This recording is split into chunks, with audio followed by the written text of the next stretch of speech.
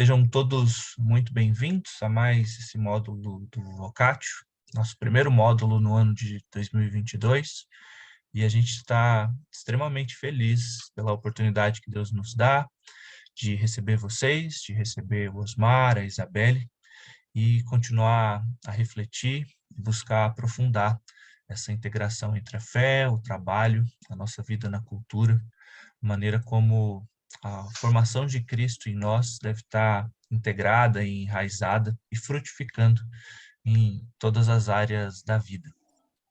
Meu nome é André, eu estou aqui no Centro Cristão de Estudos, com o Ricardo, em Brasília, e o Vocatio é um desses programas que a gente tem já há 5 anos, trabalhado diferentes temas, e a gente está feliz de trabalhar o tema do casamento e essas tensões e privilégios e possibilidades que as relações entre o casamento e a carreira profissional trazem. Eu tenho alguns breves avisos para nós, antes da gente começar. O primeiro é o pedido para que, durante o período em que o Osmar ou a Isabelle tiverem lecionando para a gente, expondo algum conteúdo, você mantém o seu microfone fechado, para que a gente possa ter uma boa qualidade de áudio, para que os outros participantes possam se concentrar e prestar atenção, e assim a gente tenha a melhor experiência possível dentro dessa limitação do virtual. O segundo aviso é que você está liberado a interagir pelo chat durante esse período, e eu te peço para a gente tenha facilidade, um bom aproveitamento do tempo, que se surgirem perguntas enquanto eles fazem essa exposição, você as formule por escrito no chat. Na hora que a gente abrir para compartilhar ou para perguntas, eu te dou a oportunidade de ler essa pergunta, mas eu peço que você não formule a pergunta de improviso, que você já tenha ela clara, com objetividade, diante de você, para que a gente possa colocá-la de maneira objetiva e outras pessoas possam ter essa oportunidade também. A gente vai proceder da seguinte forma: a gente vai ter esse bloco de exposições gravado e depois, ao final desse bloco, a gente vai encerrar o período de gravação para que o momento de perguntas e o momento de interação seja mais privado e a gente possa ter mais intimidade para, assim, ninguém ter essa preocupação de, mas se eu falar algo vai ficar registrado, assim. Então, nós vamos fazer dessa forma. E no último encontro, o encontro do dia 26, a gente vai fazer, o Osmar e a Isabelle vão fazer uma roda de conversa. Então, esse último encontro nós também não gravaremos. Então, eu peço que você desde já se programe para no dia 26 a gente estar aqui ao vivo e todos juntos, assim, nos enriquecendo mutuamente nessa roda de conversa. Ricardo, você gostaria de apresentar o Osmar e a Isabelle, por favor, e orar por nós nesse tempo? Um prazer. Bem-vindos a todos, mais uma vez. E para a gente, de fato, como o André já disse, é uma alegria, um privilégio ter vocês conosco e ter aqui os nossos amigos muito queridos, Osmar e a Isabelle, e para tratar de um tema que também nos é muito caro. É a primeira vez que nós tratamos desse tema especificamente. Já tratamos de vários temas relacionados à carreira profissional, à ética profissional, ao cristão no mercado de trabalho, etc., que é a proposta do Vocatio, mas é a primeira vez que nós estamos tratando esse tema relacionado ao casamento, e à carreira profissional. Esse tema surgiu primeiro dentro dessa pandemia, né, que gerou uma série de tensões, né, nas relações conjugais, uma vez que começamos a trabalhar em casa, começamos a dividir o mesmo espaço e com as demandas da família dentro de casa, dos filhos, etc. É claro que isso gera algum nível de tensão, mas hoje o mercado é muito mais complexo, exigindo do profissional uma dedicação quase que total, né? E isso gerando esse conflito. Muitas vezes a gente quer que o casamento tem a sua prioridade, mas o mercado não respeita essa prioridade. Então, muitas vezes, isso não é tão trivial quanto a gente gostaria. O Osmar e a Isabelle têm trabalhado com casais já há muito tempo. A Isabelle é psicóloga, clínica, tem atuado nessa área já há muitos anos, trabalhando com casais. O Osmar é pastor e é um diretor espiritual, uma pessoa muito querida que tem trabalhado com a formação espiritual de muitas pessoas ao redor do mundo, em vários lugares. Hoje eles moram em Portugal, mas ele sempre realiza aqui em Portugal e outros lugares os encontros de revisão de vida, junto com a Isabelle, e os encontros de casais, né, que eles têm realizado aqui no Brasil e fora. Então, para nós é um privilégio muito grande contar com a experiência dos dois, né, e contar com a participação de vocês. Tá? Então, Isabelle, Osmar, recebo o abraço de todos nós, a nossa alegria, a nossa gratidão por tê-los aqui. E hoje vocês podem avançar um pouco no tempo, que a gente já roubou uns 10 minutos com essa introdução, tá bom? Então, vamos orar Ricardo, e pedir a deixe-me bênção de só Deus. te interromper antes da oração. Sim, sim. Se possível, gente, vamos manter as câmeras abertas para que a gente tenha uma interação maior. E eu queria pedir que você verificasse o seu nome, se ele está correto. Se você quiser renomear e colocar de onde você está falando também.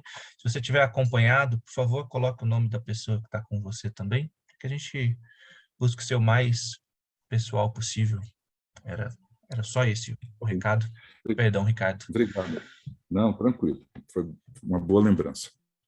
Então, vamos orar, gente? Deus bendito, Pai de Jesus Cristo, nosso Senhor e nosso Salvador, te louvamos porque o Senhor nos chamou e nos separou para vivermos para Ti, para o Teu reino, para a Tua glória, para o Teu louvor. E tudo que envolve a nossa vida e os nossos relacionamentos apontam para essa vocação. E é certo que muitas vezes nós lidamos com os conflitos que elas impõem sobre nós. Pedimos que ao longo dessas semanas o Senhor use a Isabelle e o Osmar para nos ajudar a entender, a refletir, a aprofundar e tornar os nossos relacionamentos um testemunho vivo da presença do Senhor em nós. Toma-nos nas tuas mãos, é o que te suplicamos no nome de Jesus. Amém.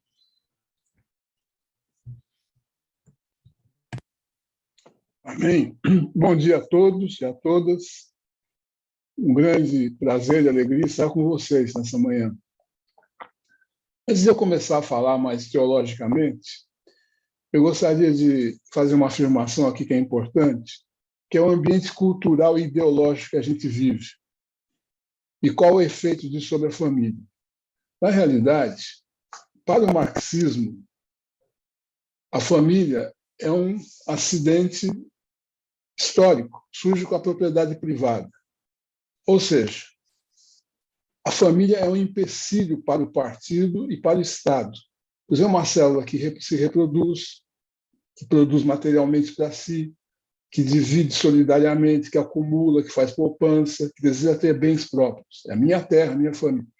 Família burguesa, então, não interessa para o marxismo cultural.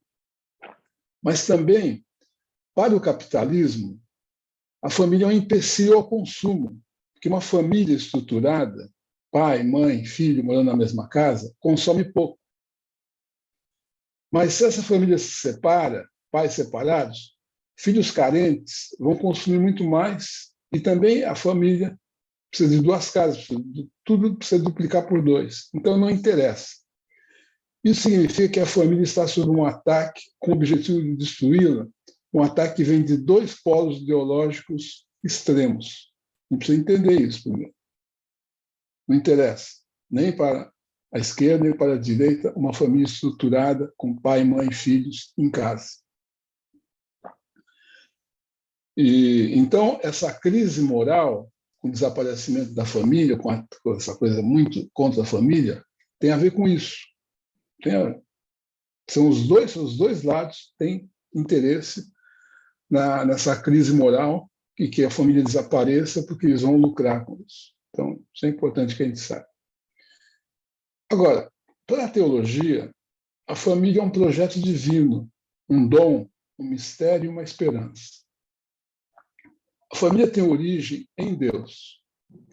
Quando lá no Gênesis, Deus diz, façamos o homem à nossa imagem e semelhança, esse façamos no plural é a Trindade conversando entre si. A Trindade transbordante de amor decide criar um outro menor do que ele, mas parecido com ele, o homem e a mulher. Ou seja, a Trindade é a fonte e a origem da família. Agora, a Trindade é uma eterna correlação de três que se amam e que estão voltados um para o outro. O Imago Dei, ou a imagem e semelhança de Deus, é essa capacidade relacional, capacidade de amar, de vínculo, de intimidade. Então, por isso Jesus ora, assim como tu és um em mim, sejam eles um em nós. Vínculo, intimidade, afetividade permeiam essa relação.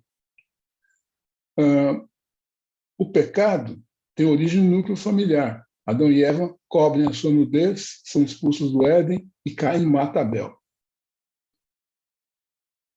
A promessa do Messias, ele vem de uma família. Abraão é uma família que abençoaria todas as famílias da terra.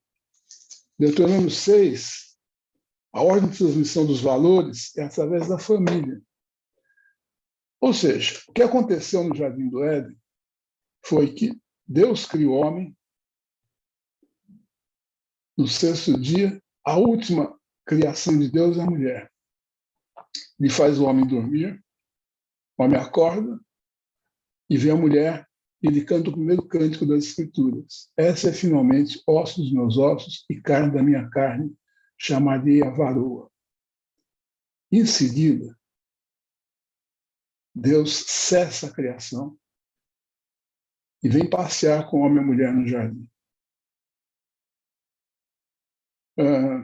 Essa é a beleza e a dignidade da família, cuja origem é uma outra família, a Trindade é uma família, que deseja que nós sejamos família entre nós, mas vivemos como família com Ele também, porque nós somos todos irmãos em Cristo Jesus, temos o mesmo Pai. Isso dito, a gente pula para Efésios capítulo 5, que é um texto muito conhecido de todos nós, principalmente dos crentes evangélicos, e que fala o seguinte: na realidade, essa divisão de capítulos e versículos da Bíblia é muito ruim. Porque na minha Bíblia aqui, tem um corte entre o 17 e o 18, não, desculpa, entre o 21 e o 22, terrível. Corta todo o nosso entendimento mais profundo das Escrituras. Porque o texto devia começar no versículo 18. E aqui está em relação à família, tem o título aqui a partir do versículo 22, devia ir lá para cima. Em relação à família, não vos embriagueis com vinho, no qual há dissolução, mas enchei-vos do Espírito Santo, falando entre vós com salmos, entoando e louvando de coração ao Senhor com hinos e cânticos espirituais, dando sempre graças a Deus por tudo a nosso Deus e Pai, em nome do nosso Senhor Jesus Cristo, sujeitando-vos uns aos outros no temor do Senhor. O fato de cortar principalmente esse último versículo aqui, deu origem a essa submissão da mulher hierárquica. Mas fala, sujeitando-vos uns aos outros. Mulheres sujeitam aos maridos, abrindo mão do poder e do controle sobre eles, e os maridos sujeitam essas mulheres, dando a sua própria vida em favor a ela. Então, são dois tipos de sujeição. Mas quando a gente lê esse capítulo, daí ele começa a falar acerca de papéis, de regras, de coisas que marido e mulher têm que fazer um para o outro. Mas lá no versículo 20, 31 diz assim: por isso deixará o homem, pai e mãe, e se unirá à sua mulher, e se tornarão os dois uma só carne. Grande é esse mistério, mas eu me refiro a Cristo e à igreja. Esse é um mistério de 1 mais 1, que é igual a 1, mas continua em 2. É parecido com o mistério da Trindade, não é mesmo? Que é 1 mais 1 igual a 3, mas continua 1. E o mistério, assim, é algo que não está na superfície, mas escondido. Necessita de um discernimento, de uma vigilância, de uma busca minuciosa. Mistério é algo ainda que independe de especulação, é inatingível. Ele depende de que o outro conte o seu segredo para mim. Há um segredo no casamento. E o mistério é algo que não é completo, não é finito, mas inesgotável. Então, o mistério está na categoria daquilo que a Bíblia chama de inominável, chama de insondável, de inescrutável, de inefável. É o que eu tangencio, mas não completamente. Eu tenho vislumbres, que o mistério diz respeito ao sagrado, ao divino, ao eterno. Como nós compreenderíamos o universo, ou Deus no universo, se nós não podíamos sequer medir o universo? Então, há algo mais do que funcionamento, há algo mais do que simplesmente o encontro de uma mulher com uma mulher no casamento. E por isso que o grande livro que fala do casamento é uma poesia cheia de metáforas, que é o livro de Cantares. Aliás, o livro de Cantares é considerado pelos místicos da Igreja como o livro-chave exegético para compreender todas as Escrituras. O amor, Deus é amor, e concedeu-nos, tal como o amor que circula entre três na Trindade, esse mesmo amor para circular entre nós dois, homem e mulher, que se torna uma só carne. Então, a percepção do mistério, embora a gente possa estudar academicamente, embora possamos perceber cognitivamente, também estão envolvidos elementos não racionais, intuitivos, mais lado direito do cérebro. Ou seja, nós não vamos compreender tudo.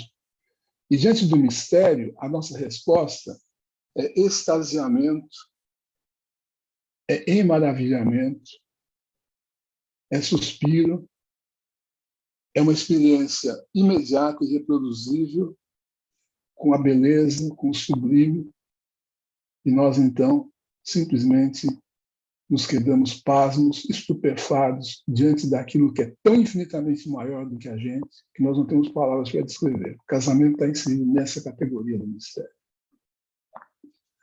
Então, adentrando um pouco mais nessa dimensão transcendente e misteriosa do casamento, a gente vai para o Salmo 139. Quando o salmista canta e diz: tu formaste o meu interior, tu me teceste no seio da minha mãe. Graças te dou, visto que modo assombrosamente maravilhoso me formaste. Essa palavra, duas palavras que é assombrosamente maravilhosa, são palavras ligadas ao mistério, de assombro, pasmo, estupefação. O que é isso? Com o que eu estou lidando aqui? E maravilha também está ligado ao mistério. É a mesma palavra em inglês para milagre. Milagre. E aí ele continua dizendo: as tuas obras são admiráveis, a minha alma sabe muito bem, os teus olhos não te foram encobertos quando no oculto foi formado e entretecido como nas profundezas da terra. Os teus olhos me viram a substância ainda informe. No teu livro foram escritos todos os meus dias, cada um deles escrito e determinado, quando nenhum deles havia ainda. O salmista, quando ele tem uma clara consciência do milagre da vida, por que está alguém aqui ao invés do nada? Ele fica assombrosamente maravilhado. E aí, Qual é o êxtase aí? Que, de fato, o dia que os espermatozoides do meu pai fecundou o óvulo da minha mãe, Deus disse sim para mim. Deus disse sim. Eu não teria de desistir. E mais, ele dividiu a sua honra de criador com meu pai e com a minha mãe, que se tornaram co-criadores da minha vida. Aqui, então, a gente entra não somente a minha vida, mas a vida dos meus pais, que formaram um casal, que se encontraram, se amaram, depois não sei se divorciaram ou não, mas houve um momento de interação profunda entre os dois. E fruto dessa interação profunda dos dois, de uma relação sexual, é que eu vim. Então, assim, quando eu olho para a Isabelle,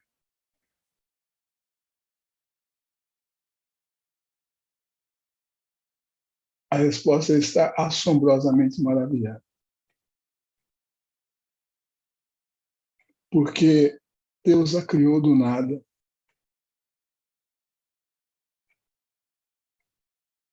E fez dela uma criatura única. Se existe algo na criação que transcende a tudo, é o homem e a mulher. É o ápice da criação. O salmista diz que com glória o coroaste. Criou apenas menor do que Deus. Mas de honra e glória o coroaste. Então, eu estou diante de uma obra-prima da criação, única. Até porque não tem nenhuma igual a ela, nem impressão digital.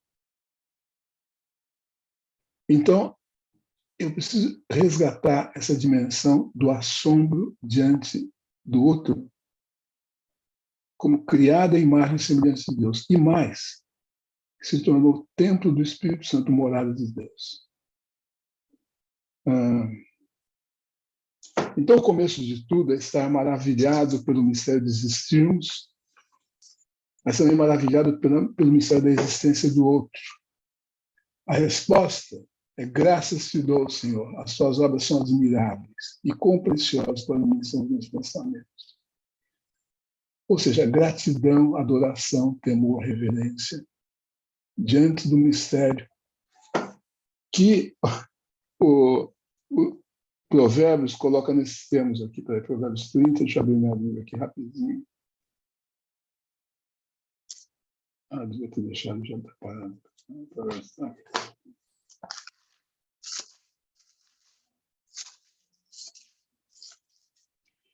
Diz assim: 3 coisas são maravilhosas demais para mim, sim, 4 que não entendo. Versículo 18, do capítulo 30. 3 coisas que são maravilhosas demais para mim, sim, 4 que não entendo. Fala do caminho da águia, o caminho do homem como a donzela.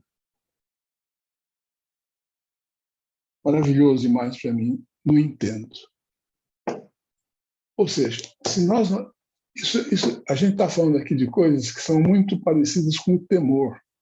Temor é isso, não é medo que afasta, mas é reverência, é admiração profunda. Diante dessa possibilidade de fazer um caminho com uma mulher ao longo da vida. A partir desse projeto de Deus, que nos criou parecidos com a Trindade, que se amam e que se unem num eterno abraço de amor. Nós, por isso, grande esse mistério, eu me refiro a Cristo e a Igreja.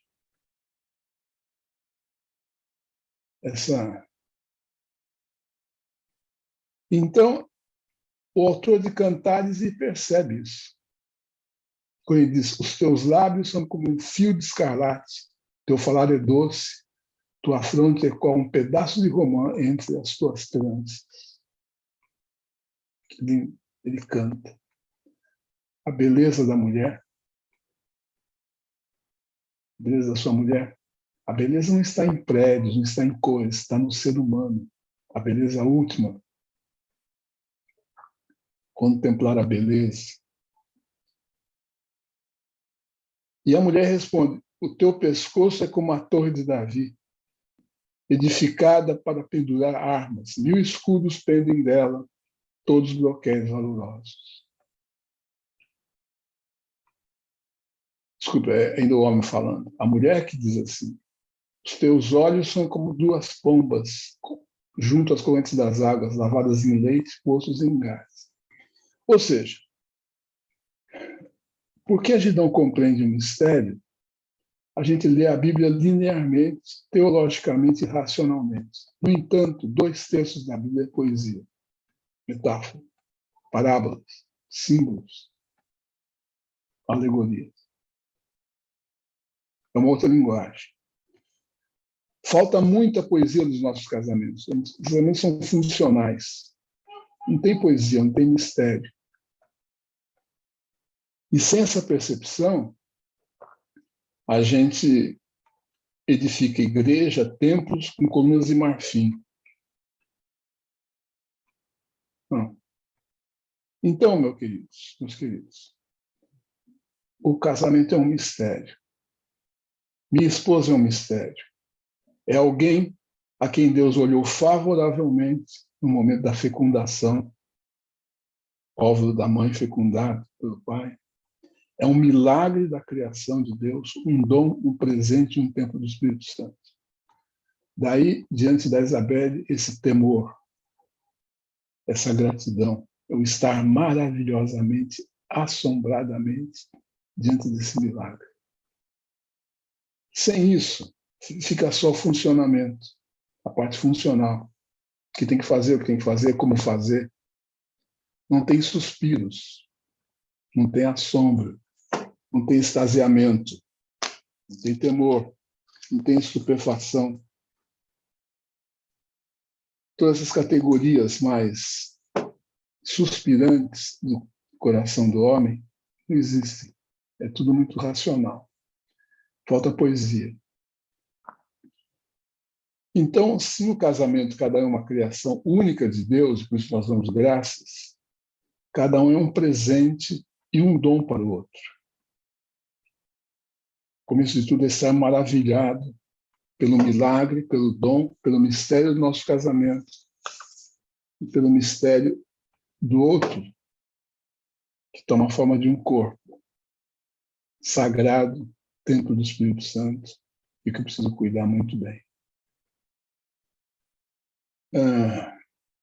Então, a nossa vida, a nossa existência, a nossa salvação, nosso casamento, são dons ou presentes de Deus imerecidos, fruto da sua bondade, da sua graça. Então, há muita gratidão sempre. A graça, o mistério da graça, está no casamento, para que nós possamos ser expressão da graça um para o outro, não da lei. A graça é a obrigação, é o oposto da lei. Obrigação é obrigação, lei é obrigação, dever, rotinas, papéis.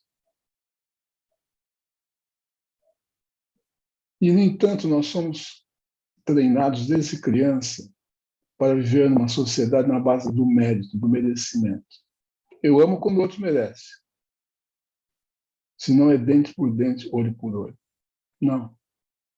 A graça é amar quem não merece.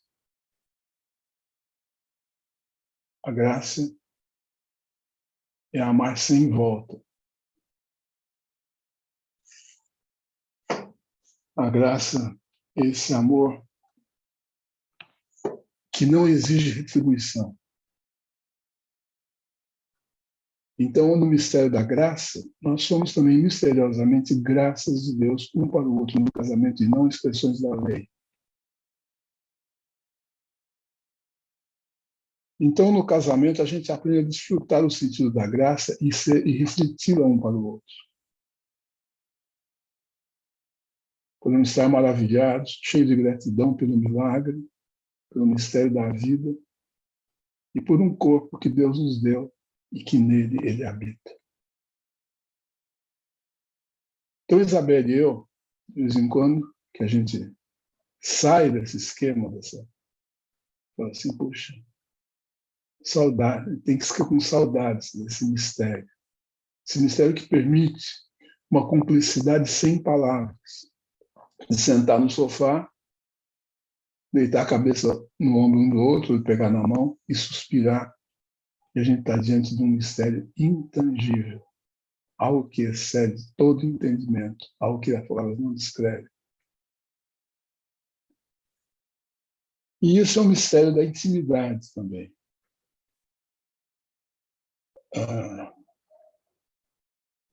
O casamento revela de forma palpável o relacionamento entre Cristo e a igreja. Isso é um mistério. E só através de uma percepção espiritual, de um discernimento, a gente pode ter um vislumbre. O casamento, como realidade material, é uma expressão do invisível, desse relacionamento que está na categoria do insondável, de Cristo com a sua igreja. Novamente, a gente precisa de um olhar mais contemplativo para penetrar nesse mistério da intimidade. E o mistério, na linguagem cristã, trata sempre da ação de Deus, que a gente não compreende, como tudo. É como diante dele nós estarmos sem palavras. Aliás, a contemplação, essa oração sem palavras, muito parecido com esperar no Senhor. É uma espera sem palavras, silenciosa. Somente em Deus a minha alma espera silenciosa do salmista. Mas com uma profunda confiança. E com uma profunda afetividade. Eu sei que ele me ama.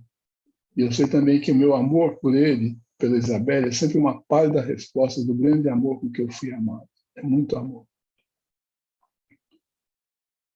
Então, quando essa comparação, né, desse mistério que o casamento evoca aí em Efésios, mistério do relacionamento de Cristo com a igreja, significa que existe no casamento alguma coisa misteriosa e transcendente que simboliza a união inefável do Redentor com a humanidade redimida.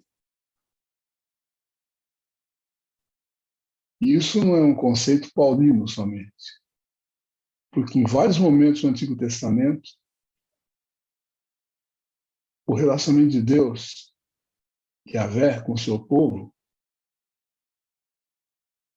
é relatado como um esposo fiel e amoroso e uma esposa temperamental e volúvel.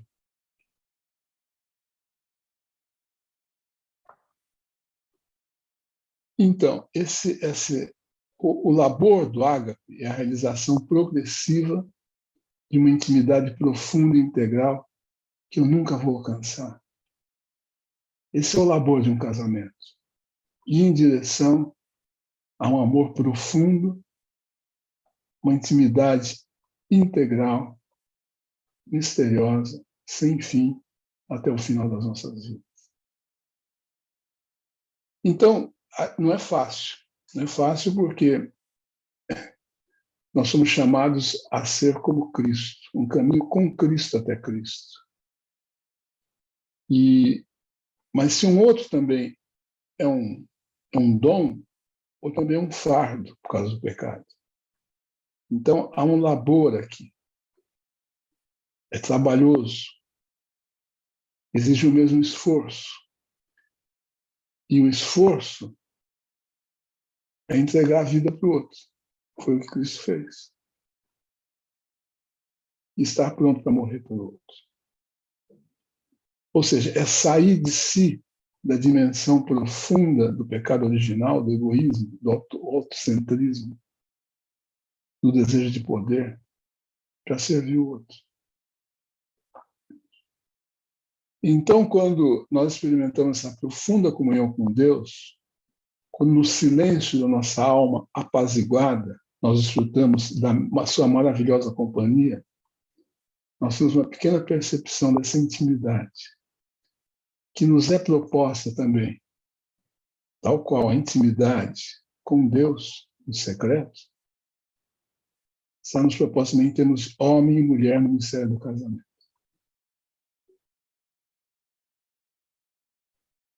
E claro que esse amor de Deus significou para ele sofrer. Ou seja, é na cruz que o nosso Redentor se completa, se une completamente e definitivamente aos homens que creem. Na cruz.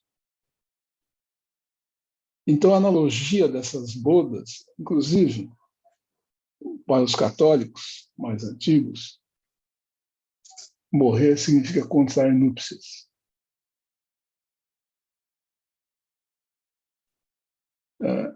E aí é o seguinte, aí a gente entende nesse mistério do sofrimento, quando Paulo afirma que o amor tudo sofre, tudo espera e tudo suporta. É baseado numa renúncia, num abrir mão pelo outro, tal qual Cristo fez por nós na cruz. Então, quando ele descreve que o amor tudo sofre, tudo espera, tudo suporta, ele está descrevendo o amor de Deus por nós. Implica em abrir mão, implica em perda, implica em perder a razão, implica em dar outra face, implica em perdão. A dinâmica do casamento é uma dinâmica que inclui, de uma forma muito forte, o perdão, porque há conflitos. Mas os conflitos que podem sempre terminar na ótica do perdão e da reconciliação. Desde os pequenos conflitos aos grandes conflitos. A possibilidade desse. E perdoar significa entregar a ferida que o outro fez e permitir que ela cicatrize. Então, o casamento que medita e tem a percepção misteriosa do amor de Deus derramado na cruz, compreende e vive mais profundamente a largura e a profundidade do amor de Deus numa relação pessoal com ele e um com o outro. Mas também, ligado à questão do sofrimento, ao mistério do sofrimento e à cruz, nós nos deparamos com o mistério da ressurreição. A ressurreição de Cristo é a palavra final do universo que a morte, o pecado e o mal não prevalecerão. Não. Então, o mistério da ressurreição nos dá essa possibilidade de fazer voltar à vida aquilo que morre em nós. E num determinado momento, todos nós casamos baseados num contrato romântico, muito enamorado, muito passional, muito apaixonado. Isso acaba. É possível reviver isso? Sim, é possível. Porque o mal, a morte, já não tem poder sobre nós. Então, um bom casamento é um casamento que acaba tendo vários divórcios ao longo da vida. Vários momentos em que eu falei, não quero mais, agora eu vou embora, chega, não quero mais. Morreu. Mas não. E aí ressurge, como que da cinza uma pequena fagulha se acende, e a possibilidade, então, de se reapaixonar pela mesma mulher ao longo da vida várias vezes. Isso é o mistério da ressurreição. Então, e aí tem esse mistério também, ou seja, o mistério da ressurreição aponta para a vida permanente e que não tem volta. Pode morrer que ressuscita outra vez. E aí, finalmente, tem esse mistério da fecundidade que eu já mencionei aqui. O casamento é a forma como Deus deu continuidade à criação. A gente gera filhos.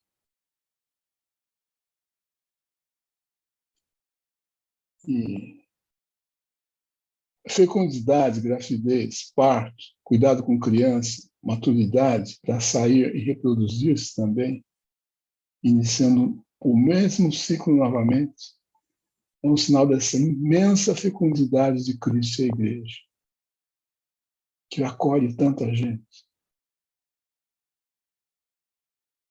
que se engaja na salvação do mundo. O mistério da fecundidade nos lembra a criação do Deus pródigo que multiplica cores e formas no universo e criou o homem à sua imagem e semelhança. E quando nós geramos filhos, nós somos co-criadores com Deus da vida. Lindo isso. Esse pasmo, esse susto que a gente tem quando a mulher engravida e quando a gente volta à maternidade com uma criança nos nossos braços, aquelas sensações que você está experimentando aí são sensações do eterno invadindo a nossa cronologia, são kairos. Há que se guardar isso com respeito, com carinho, e com assombro e com gratidão. Agora, quando ele fala grande esse mistério, daí ele fala, bom, ele começa a falar de como é que tem que funcionar esse negócio, né? Cada um que tem um lado lindo e belo do Imago Dei, tem também um lado feio da queda. E aí, por causa da queda, tem essas regras, tem essas normas. Não era assim no Jardim do Éden. Vem como um resultado da queda.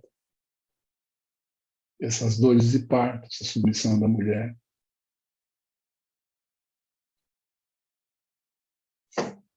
Então, assim, há uma diferença muito grande entre o mistério e o funcionamento. O mistério é graça, presente, dom. O funcionamento é ética, obrigações, problemas. O mistério fala em honrar, glorificar, desfrutar. O funcionamento é afeto, paixão, exigência.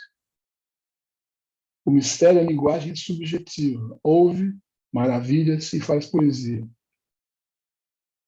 O funcionamento é linguagem objetiva. Pergunta, define, analisa, interpreta e generaliza. Nas Escrituras, o mistério está ligado a Maria, as duas Marias, a Maria, mãe de Jesus, que diz para Deus, eis aqui a serva do Senhor, assim se cumpra no meu útero, conforme a tua palavra. Ela engravida do Verbo, penetrada pelo Espírito Santo, no seu mais íntimo, no seu útero, ela engravida da vida de Cristo. Semelhantemente, nós também, penetrados pela palavra de Deus, pelo Espírito Santo, engravidamos da vida de Cristo, que vira gesto depois. Cristo está sendo formado em nós. A mesma ideia da palavra, que aparece na parábola do semeador, que a palavra é uma semente. Sêmen, que nos engravida da vida de Cristo. Você ficar no escuro, no secreto, sem nada acontecer, aí vem um broto, e um dia surge uma palavra, surge um gesto, que é a palavra e o gesto de Cristo em nós, a palavra que encarna. Não vira discurso, vira vida. Então, então o segredo de um casamento, eu diria, que não é como fazer um casamento funcionar, ou como ser uma boa esposa, ou como ser um bom marido. Como se fossem duas máquinas que precisam ser ajustadas para funcionar bem, como manda o manual. Seremos felizes assim. A Bíblia não é um manual. Assim. Não. O casamento é mistério e funcionamento, a graça e problemas. Mas o centro de tudo é um mistério. Ou seja, essa dimensão misteriosa que nos une, da qual nós sabemos de onde viemos e para onde podemos voltar. Então, a gente pode enfrentar qualquer conflito, qualquer ruptura. Porque no final nós vamos nos humilhar dentro da cruz e voltarmos um para o outro. Isso é um mistério, o centro do casamento, não é o funcionamento. Até porque, nesse mistério, Deus é que cria e sustenta esse amor nosso. Para que a gente possa expressar visivelmente o mistério da realidade invisível do seu amor que está em nós. E é desse centro que a gente se envolve para o problema, para o conflito. Aí briga, vai ver. Chega uma hora que a gente depõe as armas. E nos conflitos, Isabel e eu, os grandes conflitos, tivemos alguns, terminaram nós dois ajoelhados, com lágrimas nos olhos, diante da cruz do Cristo, pedindo perdão para ele, pedindo perdão um para o outro. E aí o milagre. Reconciliação. A gente se volta com ternura e doçura para o outro, se abraça. É um mistério. Então, fazer do casamento esse movimento do centro, que é o mistério, a graça, para a periferia, que é o funcionamento e o problema e o conflito. Não é o conflito e o problema que estão no centro, é o mistério. Então, a tradição evangélica tem muito material sobre como a gente faz funcionar esse negócio. Mas quando o mistério é central em nossas vidas, então a gente não precisa mais desses manuais. A gente conhece o caminho do amor, do perdão e essa misteriosa relação do casamento com a Trindade, com Cristo e a Igreja, e do caminho de um homem com uma mulher. Então, queridos, isso é um pouco um apanhado daquilo que a gente precisa saber sobre o casamento. Eu queria deixar a Isabelle fazer uma ressonância agora, antes da gente abrir para perguntas.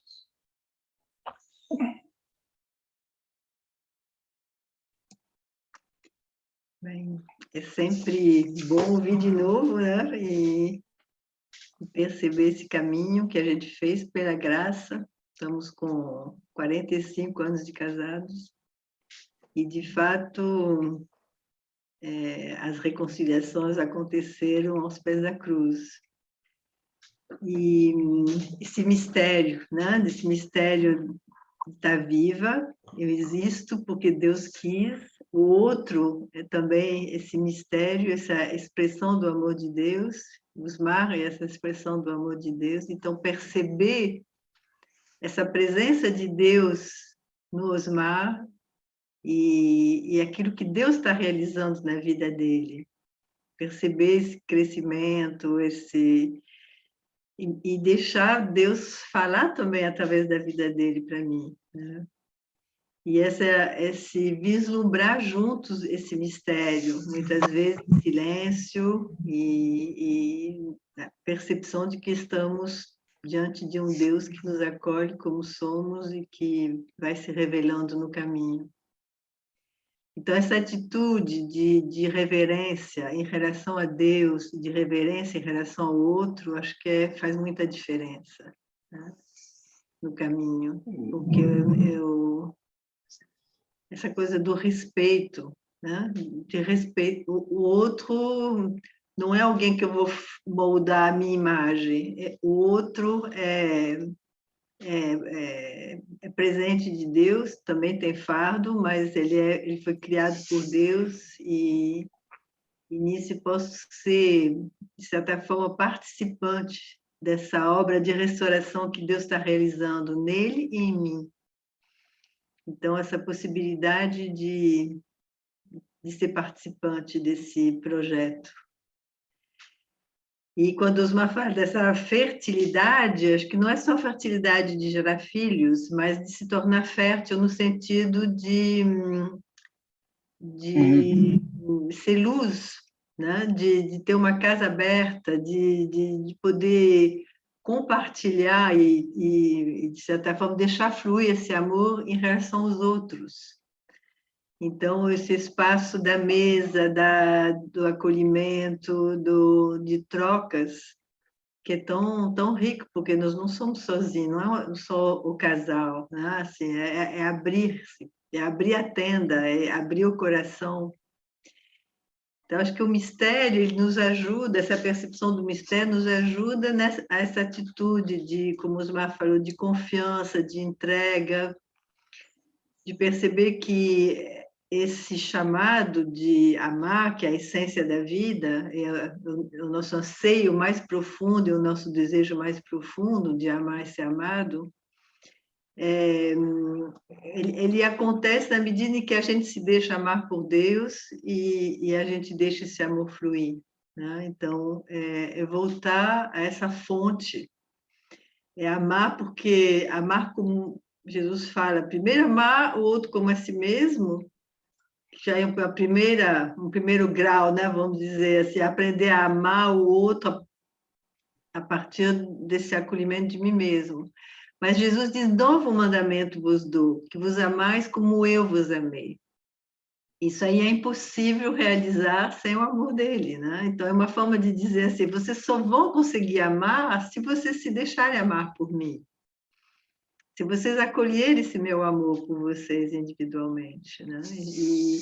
E nos momentos de crise, o que fez muita diferença é justamente o que cada um pôde voltar para Deus e buscar em Deus esse acolhimento, esse consolo, esse colo que me permite depois ir em direção ao Osmar numa atitude de reconciliação.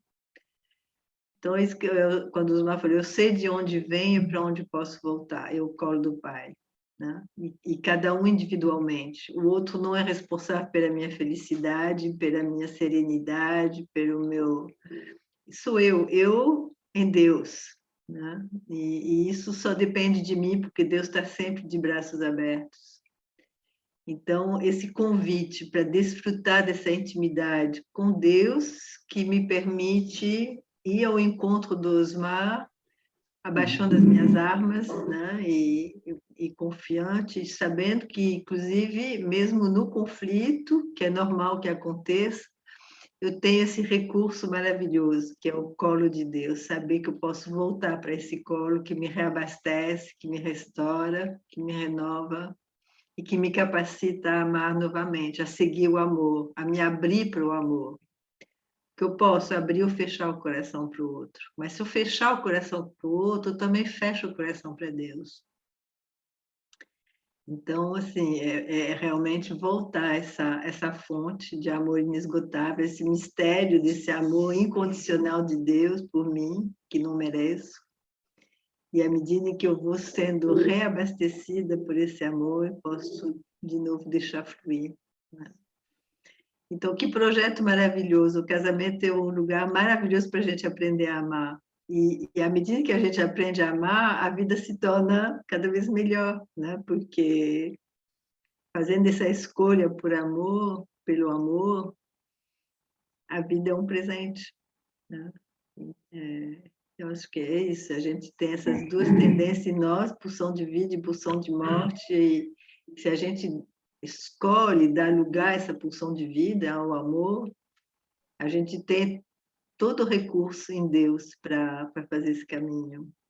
Claro, a gente vai tropeçar, a gente vai ter sofrimento no caminho, mas é também um processo de cura, né? De cura das feridas da nossa história, da nossa infância, que nos levaram a desenvolver mecanismos de defesa e a nos armar em relação ao outro.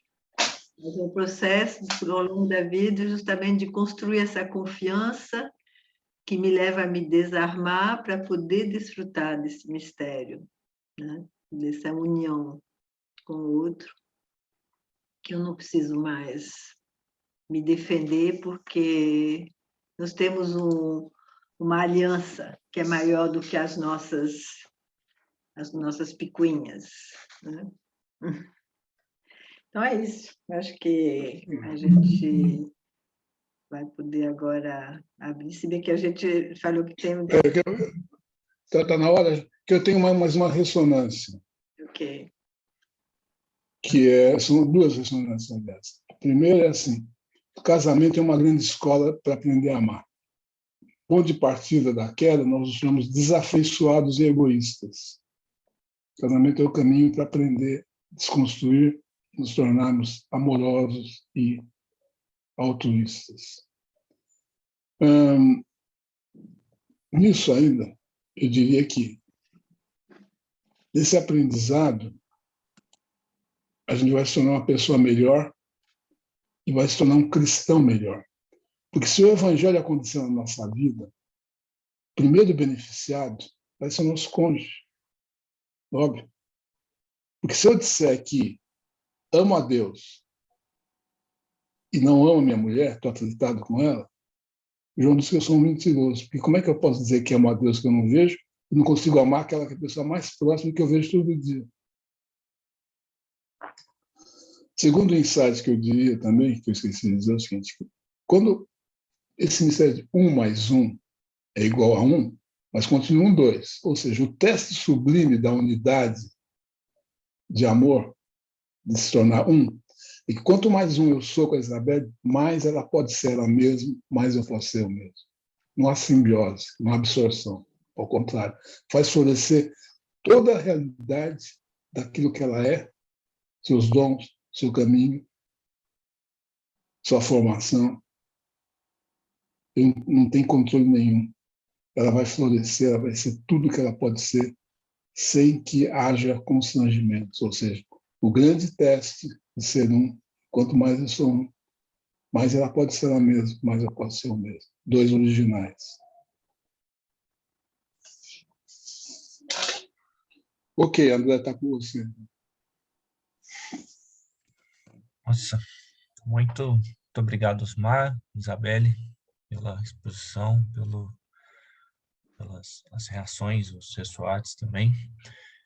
Algumas pessoas entraram depois dos avisos, então o que a gente vai fazer agora é encerrar a gravação, para que a gente possa ter um momento de perguntas e de reações mais pessoal, mais íntimo. Então, você que está acompanhando a gravação, fica o convite para você se programar e estar com a gente ao vivo na próxima aula, poder participar desse segundo bloco também. Nós continuaremos aqui conversando um pouco mais.